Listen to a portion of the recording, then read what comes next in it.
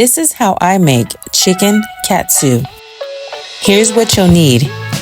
Full measurements are below.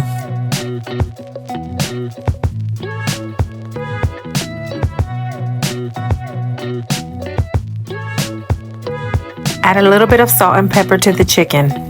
Lightly coat the chicken in flour, then the egg mixture. Cover well to help the breadcrumbs stick. Press down on each side and make sure all the chicken is coated. Once it's coated, let it rest for 10 minutes. This will ensure that your crust does not fall apart.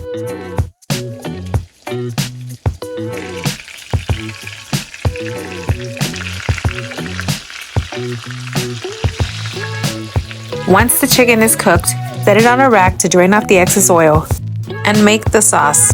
Adjust the amounts of the ingredients that you add to the sauce depending on your taste. This is perfect over steamed rice and veggies.